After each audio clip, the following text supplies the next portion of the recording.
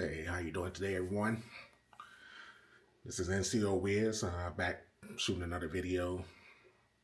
Today, I would like to talk about one of the most terrifying incidents in Iraq um, that I experienced, which I have a lot of terrifying incidents, but this one kind of stand out the most.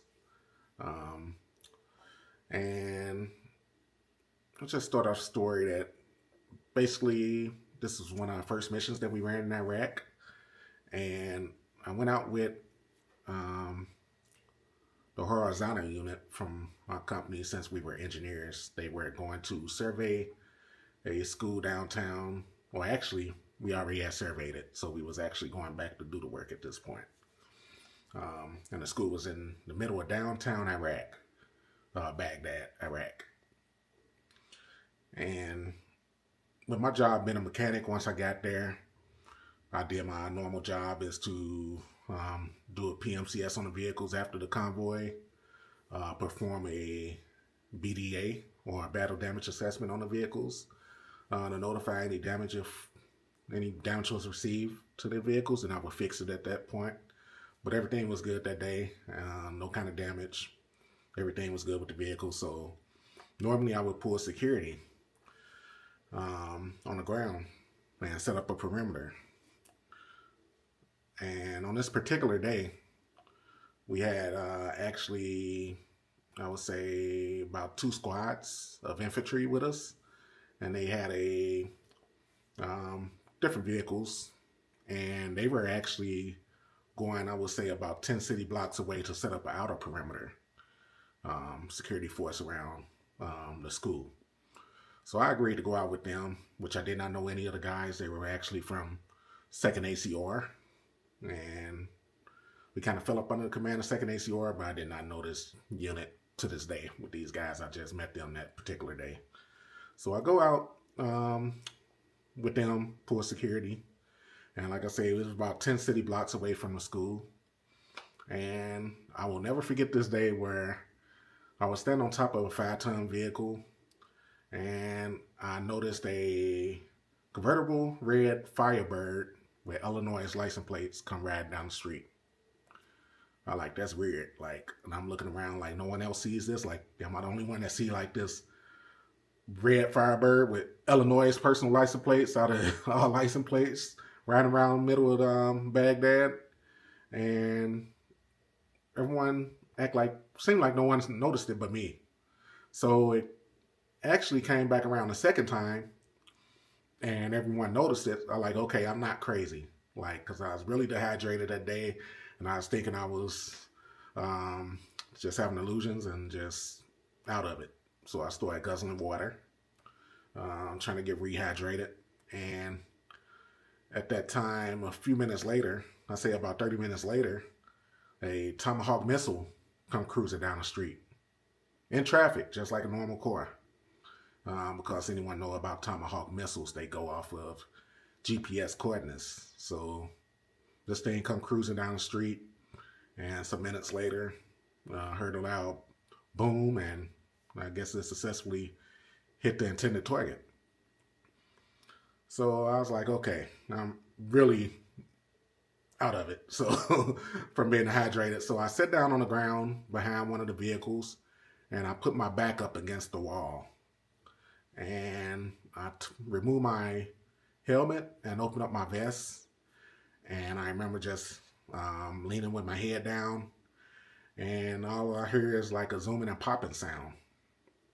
And what it was a sniper in a location. I guess he was aiming at me since I had my gear off, because the bullets was impacting the wall right by my head, just all around. And once everyone scrambled, then the infantry guys I was with, they hopped in the vehicles, and in the midst of me scrambling, trying to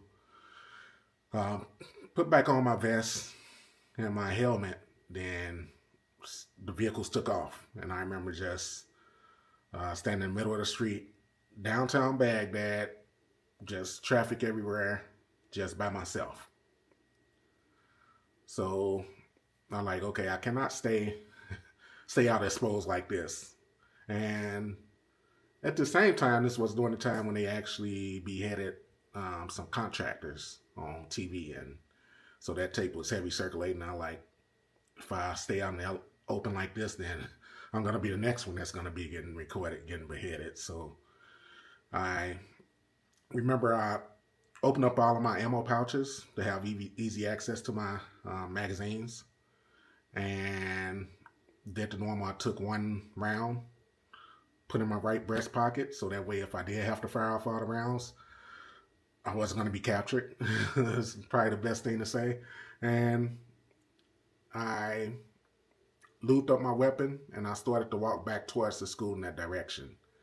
I walked, and I'll say after about 10 or 15 minutes of wandering through alleys and trying not to be in the open, a unit, I say about 4 blocks away, ended up getting into a firefight. It was a heavy firefight that lasted about 10 minutes. So I remember I hid in the alley till that stopped, and then I continued marching back in the direction of the school. I got lucky because I came out of like this alleyway into the open field, and I could see 2 of our guys that was on the inner perimeter. My friend Frankie, and I cannot remember exactly who was with him. And I started waving, got their attention, and they was just trying to figure out where I came from. But needless to say, they came out, grabbed me, and helped me back into the school, to the inside of the perimeter. And I remember being so exhausted from just everything that happened. I was like, it was just exhaustion. And basically one of the guys, Frankie or someone, had to carry my weapon, while the other guy kind of like, I put my weight on him, and he almost carried me into the school. And once I got in, then I kind of briefed the NCO, one of the NCOs at the time, Sergeant Howell, what happened. And I just lay down. I had to take a nap because, like I say, I was just out of energy. And later on that evening, or that afternoon, once they finished the work, then they woke me up, and we continued the mission and went back to base camp. I remember telling my motor sergeant and first sergeant, different people in the command, about what happened, and basically told me that I need to keep it under wraps, and I should get an award for it, but if I do get an award written up, then they would have to explain how I earned it and what happened. And then they didn't want to get anyone in trouble, and they didn't want to answer any questions on how something like that could happen. But I remember years later with this same incident, when I went to PTSD rating at VA, they asked me to tell a story about a terrifying story about something that happened where I didn't think I was going to live through an incident in Iraq. And I told them that particular story, and I remember the psychologist looked at me and told me that I need to stop looking at TV. I look at too many war movies, because things like that does not happen in combat. And I just basically made that all up in my head, and it never happened. And I proceeded to ask him, like, have you ever been to direct combat? And he said, no, I never been to direct combat, but I served in the Air Force. And just needless to say, yeah, he went scrambling out of that room, try to save his own life to get away from me at that point. So incidents like that, I kind of like hate to tell that story, because I just hate for people reaction to say that I'm making things up and things like that doesn't happen, or something that terrifying did not happen to me. But I think I'm going to end it right there. And if you made it to this long in this video, then please hit the thumbs up below. Subscribe to the channel so that way you can get notified anytime I drop new videos. And hopefully we'll talk later. NCO Wiz out.